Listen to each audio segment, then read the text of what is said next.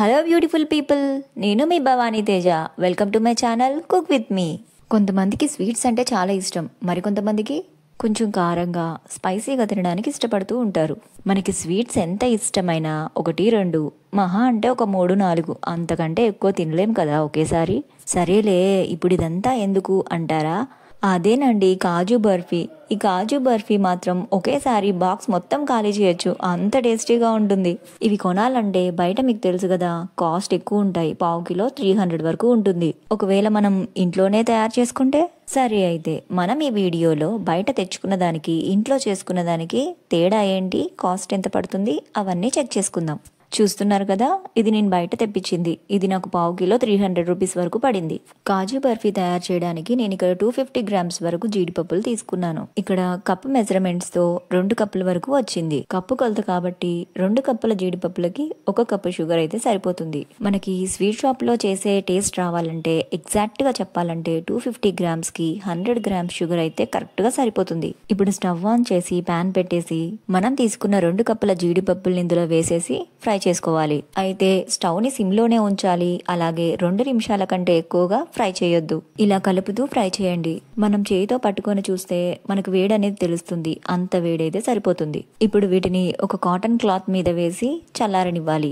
మనం ఈ జీడిపప్పుల్ని ఎందుకు ఫ్రై చేయాలి అంటే తేమ అనేది లేకుండా చూసుకోవాలి. ఇప్పుడు స్టవ్ ఆన్ చేసి వేరొక ప్యాన్ పెట్టుకొని 1 కప్ షుగర్ కి 1 కప్ వరకు వాటర్ ని యాడ్ చేయాలి. స్టవ్ ని సిమ్ లో పెట్టుకొని చక్కెర పాకం వచ్చేంత వరకు మధ్య మధ్యలో ఇలా కలిపితే సరిపోతుంది. పాకం వచ్చేంతలోపు మనం జీడిపప్పుల్ని మిక్సీ పట్టేసుకుందాం. జీడిపప్పులు ఇలా మిక్సీ జార్ లో వేసుకొని ఇందులోనే 3 ఇలాచీ వేసి ఇలా గ్రైండ్ చేసుకోవాలి. అయితే మిక్సీ పట్టేటప్పుడు ఒకేసారి కంటిన్యూస్ గా పట్టకుండా 5 సెకండ్స్ కి ఒకసారి ఆపి గ్రైండ్ చేస్తూ ఉండాలి. ఇలా ఫైన్ గా పౌడర్ అయ్యేంత వరకు ఆపుతూ గ్రైండ్ చేసుకోవాలి. ఇప్పుడు ఈ జీడిపప్పు పౌడర్ ని ఇలా జల్లెడలో జల్లించుకోవాలి. మీ దగ్గర పిండి జల్లెడ ఉంటుంది కదా, అది వాడినా సరిపోతుంది. కాకపోతే హోల్స్ పెద్దగా ఉండేటట్టు చూసుకోండి. ఇలా అన్నప్పుడు పడలేదంటే గరిటెతో కలుపుతూ జల్లించుకోండి. జల్లెడలో మిగిలిపోయిన పలుకులన్నీ కూడా మరొకసారి మిక్సీ జార్ లో వేసి కంటిన్యూస్ గా కాకుండా ఆపుతూ మిక్సీ పట్టేసుకోవాలి. మనం రెండోసారి మిక్సీ పట్టుకున్నది ఉంటుంది కదా, అది కూడా ఫస్ట్ ఎలా అయితే జల్లించుకుంటామో అలానే జల్లించాలి. మనం జల్లించగా మిగిలిపోయిన పలుకులు ఉంటాయి కదా,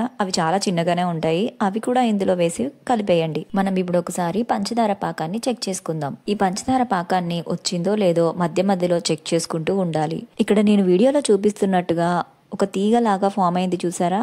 ఇలా స్టికీగా ఉండి ఒక తీగ ఫామ్ అయిందంటే మనకు కావాల్సిన పాకం వచ్చేసినట్టే. ఇప్పుడు మనం స్టవ్ ని సిమ్ లో పెట్టేసుకొని మనం మిక్సీ పట్టుకున్నదంతా ఇందులో వేసేయాలి. పాకంలో మొత్తం కలిసేలా ఇలా గరిటెతో కలుపుకోవాలి. అయితే ఇక్కడ నాన్ స్టిక్ ప్యాన్ వాడినట్లయితే మన పని ఈజీ అయిపోతుంది. ఇలా కంటిన్యూగా కలుపుతూ ఉండండి. ఎప్పటి వరకు అంటే మీరు గమనిస్తే ప్యాన్ నుంచి సపరేట్ అవ్వడం స్టార్ట్ అవుతూ ఉంది. అప్పటి వరకు కలుపుతూ ఉండాలి. ఇప్పుడు ఇందులో మనం 1 స్పూన్ వరకు నెయ్యిని వేసుకోవాలి. ఇలా నెయ్యి వేసుకొని ఒకసారి బాగా కలుపుకున్నాక ఇంకా కంప్లీట్ గా ప్యాన్ కతుక్కోకుండా ఉంటుంది.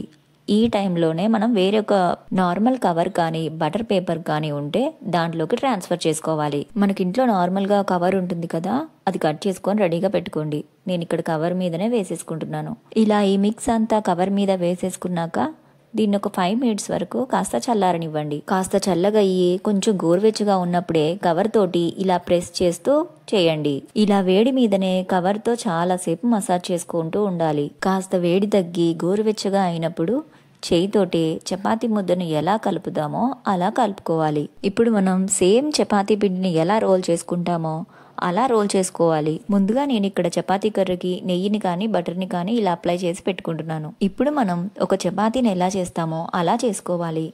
మందం ఎంత ఉండాలంటే 1/2 ఇంచ్ ఉంటే సరిపోతుంది. ఇలా చేసుకున్నాక డ్రై అవ్వక ముందే నైఫ్ తోటి, అయితే మీరు సర్కిల్ గా కాకుండా స్క్వేర్ షేప్ లో కానీ రెక్టాంగిల్ షేప్ లో కానీ వచ్చేలా చేయండి. ఫస్ట్ ఒక లైన్ లాగా ఇలా కట్ చేసుకున్నాక డైమండ్ షేప్ వచ్చేలాగా క్రాస్ గా కట్ చేసుకోవడమే. ఇలా డైమండ్ షేప్ వచ్చేలాగా మొత్తం కట్ చేసుకొని ఒక 5 నిమిషాలు అలా వదిలేద్దాం. ఇప్పుడు పూర్తిగా చల్లారిన తర్వాత ఇలా మెల్లగా నైఫ్ తో తీసి పెట్టేసుకుంటే కాజు బర్ఫీ రెడీ అయిపోతుంది. అయితే టేస్ట్ అయితే చాలా సూపర్ గా వచ్చిందండి. కాకపోతే కొంచెం ఇంకా చక్కెర తగ్గిస్తే బాగుండు అనిపించింది. సో మీరు 1 కప్ షుగర్ కి బదులు సగం కంటే కొంచెం ఎక్కువ తీసుకుంటే సరిపోతుంది. అంటే ఒక కప్ లో 75% అన్నమాట. సరే అయితే ఇప్పుడు మనం క్యాలిక్యులేట్ చేసి చూద్దాం. నాకు ఇక్కడ కాజు 200 రూపీస్ పడింది 250 గ్రామ్స్ కి. అలాగే షుగర్ 10 రూపీస్ 100 గ్రామ్స్ కి. మనం వాడిన నెయ్యి, స్టవ్ ఖర్చులు, ఇలాచి ఇవన్నీ ఒక 10 రూపీస్ వేసుకుందాం. అయితే నేను కొన్న బాక్స్ అయితే నాకు 300 రూపీస్ వరకు పడింది. అయితే బయట తీసుకున్న దానికి మనం చేసుకున్న దానికి నాకు 100 రూపీస్ అయితే తేడా వస్తుంది. సో మనం ఇంట్లో చేసుకుంటే 250 గ్రామ్స్ కి 100 రూపీస్ సేవ్ చేసుకుంటే 500 గ్రామ్స్ కి 200 రూపీస్, అలాగే కేజీకి 400 వరకు సేవ్ చేసుకోవచ్చు. అలాగే హెల్తీగా ఇంట్లోనే చేసేసుకోవచ్చు. సో మీకు ఈ వీడియో కనుక నచ్చినట్లయితే లైక్ చేయండి, షేర్ చేయండి, కుక్ విత్ మీ ఛానల్ ని సబ్స్క్రైబ్ చేసి సపోర్ట్ చేయండి. మరొక ఇంట్రెస్టింగ్ రెసిపీతో మళ్ళీ కలుద్దాం.